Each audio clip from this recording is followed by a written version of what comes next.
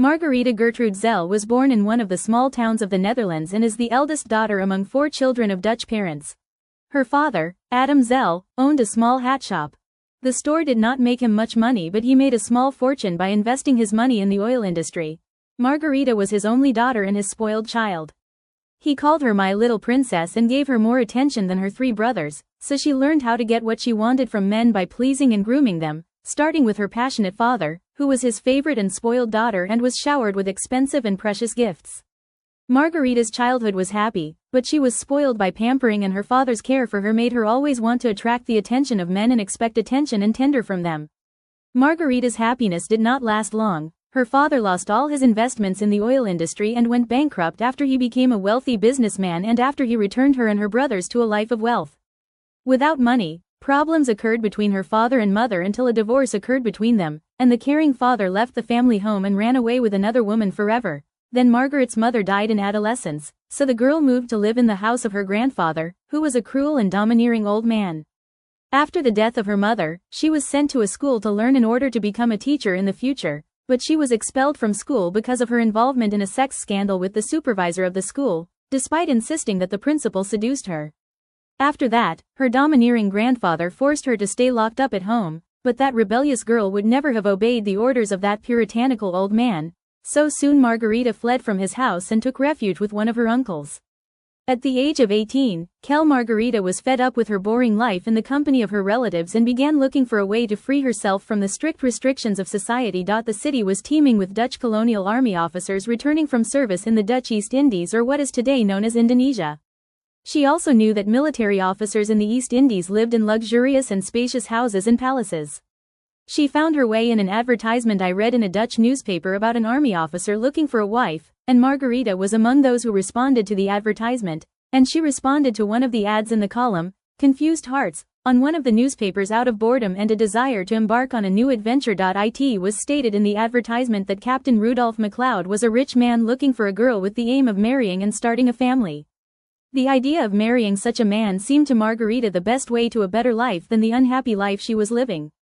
As soon as Officer Rudolph MacLeod saw her, even his mother hesitated to make the decision to marry her, and she saw in him the man who would return to her the years of opulence and luxury that she grew up on. After meeting with the captain just 6 days, they announced their engagement, and the two married only 3 months after they met, and he is older than her. The end of the first part. Part 2: Marriage and Life in Indonesia. But life was not what the young man expected. Her husband was not as rich as she thought. He was mired in debt. He was a drunk, addicted to alcohol. He had many sexual relations outside of marriage, and he had syphilis as well. But she also attracted the attention of men by her beauty, so her husband was very upset and began to doubt her fidelity and became very jealous of her because she became the focus of attention of all officers. Her beauty was strange for a Dutch European woman. Her eyes, black hair and dark skin made many locals think that she was of Indonesian origin. He found his wife twice in the arms of fellow officers, and she left him for several months to live with another officer, and her relationships with other men were often aimed at angering her husband, and he responded to her whims by beating her cruelly. He discovered that his wife was extravagant to the extreme, but Margaretha gave birth to a son and a daughter and studied the Indonesian culture, which will benefit her in the future. During her years in Indonesia, Margaretha became learning the local culture and dance in an attempt to escape from her daily problems with her husband. She also called herself a new name, Matahari, meaning the sun or the eye of the day in the local language. During this period, her husband was promoted to the rank of major at a military base in the Dutch East Indies, so he left his wife and family and went to his new place of work, and when his son fell ill with syphilis, which he moved to because his father had many sexual relations, and went to his new place of work. His son fell ill with syphilis, which he moved to because his father had many sexual relations. When her husband returned to his family, he called the doctor of the military base, who was used to treating adult men and had no experience in pediatrics, and that doctor gave overdoses to the son, which caused his son's death. Everyone at the military base knew the cause of the child's illness, and because of that scandal, because syphilis is a sexually transmitted disease caused by frequent sexual relations, the husband was punished by the army administration, demoted and then transferred to a remote workplace. The problems between the spouses increased after the death of their son. The couple returned to the Netherlands and the two separated, But her husband would raise her only daughter after he refused to pay custody alimony, and because she was in extreme poverty, she could not file a custody suit against the father. When the couple returned to the Netherlands and divorced, Rudolf prevented Mata Hari from seeing her daughter, and a small advertisement was published in a newspaper warning not to deal financially with his wife because he does not bear any responsibility for paying off her debts to others, and she was bankrupt. So she decided to travel. She started a new stage of her life in Paris and worked in prostitution, but soon found a job in a local circus, and to support herself and her income, she also worked as a model for an artist and designer, but then she achieved considerable success as a dancer. As a dancer, she went on stage under the pseudonym Mata Hari and claimed to be a Hindu Indonesian princess, abandoned her European persona and impersonated a stripper of Oriental origins. She worked on perfecting her charming and seductive dance, which she calls sacred dances, a style that is known today as striptease dance, and she wants to spread Oriental dance in Europe. After her start at the GIMI Museum, a museum dedicated to Asian art, Mata Hari's name became famous all over the European continent, and everyone who heard about her or saw her adored men from all over the world, but she was attracted only to military officers, a taste that would eventually win her over. Due to the quality of her pornographic dance, which was not yet known at that time, Mata managed to attract attention and became in demand in a way that other dancers of her generation did not get. She also achieved great success as a sex worker, and was able to seduce wealthy and influential people, including high-ranking government officials from various countries, ambassadors, ministers, princes and generals.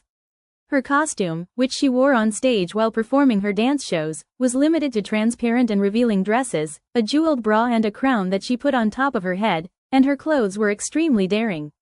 Using her previous experience in belly dancing, she invented what she called the sacred dance, which she claimed that Hindu dancers on the island of Java practiced in temples, was a strange fabrication between Indian, Buddhist and Pharaonic dance, and was increased by the beauty of Mata Hari and the mystery that she surrounded herself with through her false claim that she was the daughter of an Indian temple dancer who died during her birth and that she spent her childhood in the jungles of tropical Java, and her Oriental features contributed to people believing these lies. Nudity and pornography were Mata Hari's real goods and were the most important factor in attracting attention to her, especially the eyes of men. She wriggled coquettishly and pampered while wearing a transparent dress that heals all her charms, and during the dance she took off her clothes piece by piece so that only two small golden discs barely covered her breasts remained on her. Mata Hari rarely revealed her breasts, not out of modesty, of course, but because she had an inferiority complex that stuck to her until the end about the size of her small breasts. Gradually Mata Hari began to perform her dances in theaters, and her exotic dances gained fans all over Europe as dance halls were filled from Moscow to Berlin to Madrid, largely due to her willingness to dance almost completely naked in public. She danced at private parties held in the palaces of the noble class in France. Money began to flow to her from all sides from her lovers and those who wanted her body, who were increasing day by day, and Mata Hari became a lady of the Parisian night, and lovers standing at her door and offering her money and jewelry. Mata Hari described her life during that period saying, "Tonight I have dinner with Count A and the next day with Duke B, and if I don't have dancing, I'll go on a trip with Marquis X. I always avoid serious engagements and be sure to satisfy all my desires and whims."